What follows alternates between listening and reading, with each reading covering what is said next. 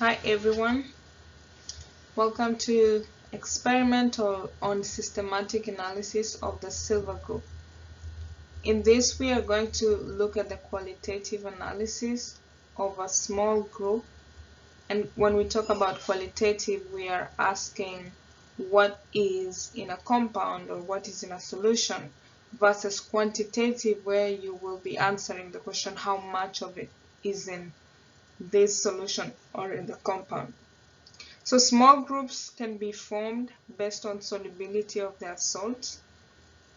And in this experiment, we will be looking at a small group called the silver group and look at what do these metals have in common based on their solubilities. And the aim of the experiment is to identify and separate metal cations that belong to the same group.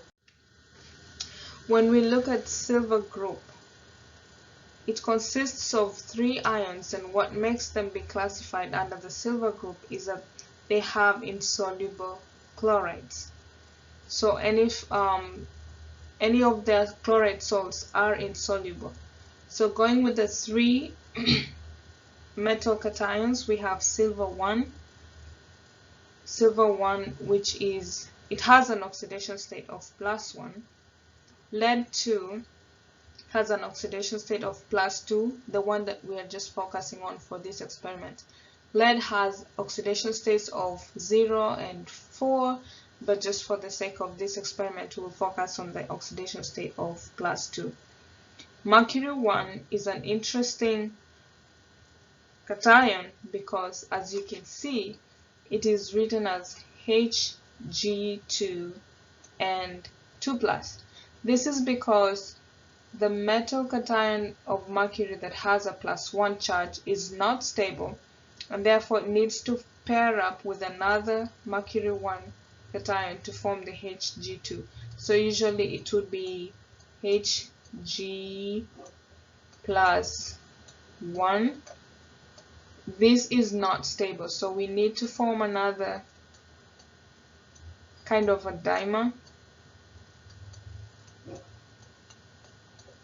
So if you are wondering where the Hg2 comes from, it's because we are forming a dimer between these 2 mercury cations that has +1 and +1 charge. So you have 2 of them and they have a +2 oxidation state. And so lead here is also interesting because it has intermediate solubility. Lead 2 chloride, that is. Lead 2 chloride can be soluble when the temperature is high enough, or when we have an excess amount of the chloride anion in solution, which makes the lead form a complex. So what will make a separation of this small group easy is by addition of a chloride into the solution, because it precipitates out this group of metal cations. Alright, I'll not go too much into the details of the procedure because you have the experimental video embedded on the top hat, and therefore with these ones you would just follow the procedure that's on your manual, but basically you have it recorded for you on top hat, so just read carefully to see what happened step by step that led to the separation and identification of your unknowns.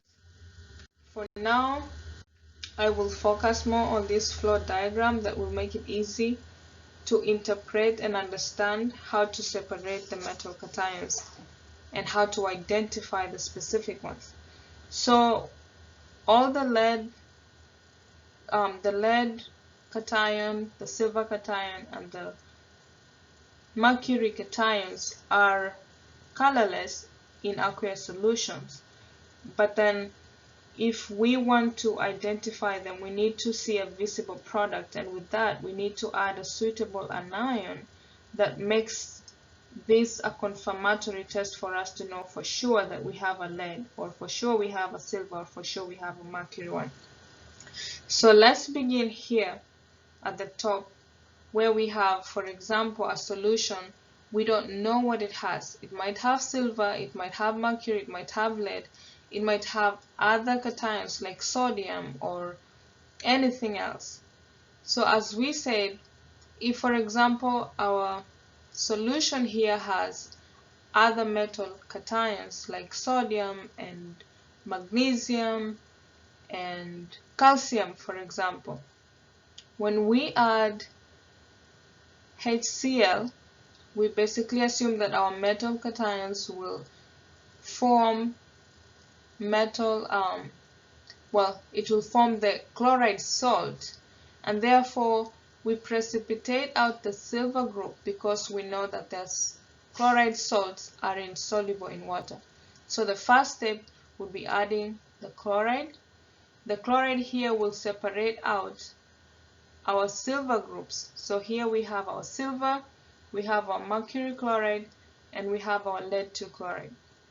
The rest of the other things, because they have soluble chlorides, can be discarded in can be discarded after you filter your solution.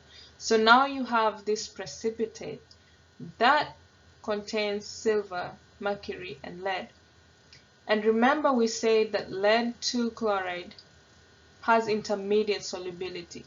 It can dissolve when we have higher temperatures. So we are putting it into hot water so that we can separate out the lead 2 chloride and leave out the silver and the mercury in solution.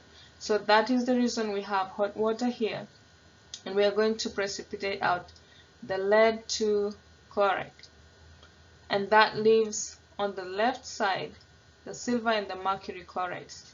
Now the lead 2 chloride is colorless, so how do we confirm that we have this metal cation in solution? We need a suitable anion, and a suitable anion for the lead 2 will be the chromate.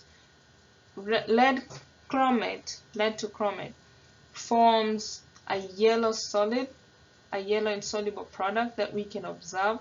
So if your compound or if your solution has a yellow precipitate after you add the chromate, then you have confirmed that you have lead 2 cation in your solution.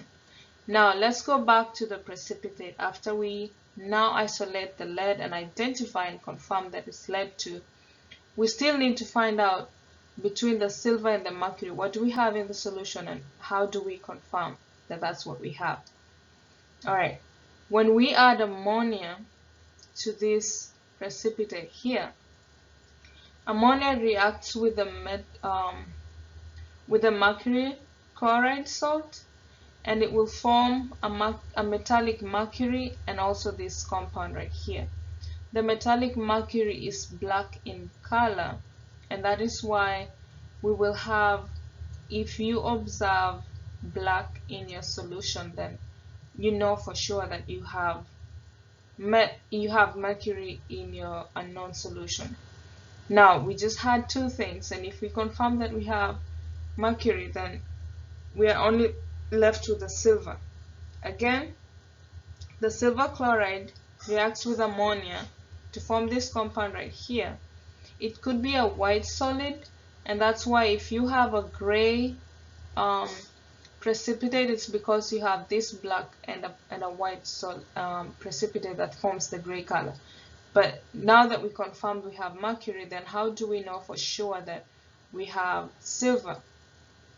And so when we add nitric acid, it's going to precipitate out sodium chloride, which is a white precipitate. It's kind of what we started from in the beginning, but because we got here and added ammonia, and we had a reaction that created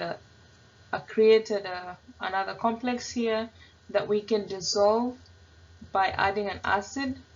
Now we have our silver chloride back, and it's a white solid. So that here confirms that we have silver in our solution, and the rest of it will just be waste. So if you understand this flow diagram and the steps in isolating and confirming, then you should be able to answer the questions on the report, and I hope that this provides some guidance. So anytime that you see an observation of the yellow or the black or the white, you just don't stop at saying that there's lead in the solution. How do you know that? You have to provide a confirmatory result that there's a lead, because whenever chromate is added to it, we have a yellow precipitate. Just frame your answer in a way that you are confirming this is the evidence that lead is there. But if you don't confirm that, then how do we even know that it's there? So thank you for listening, and good luck on working on your report sheet for this experiment.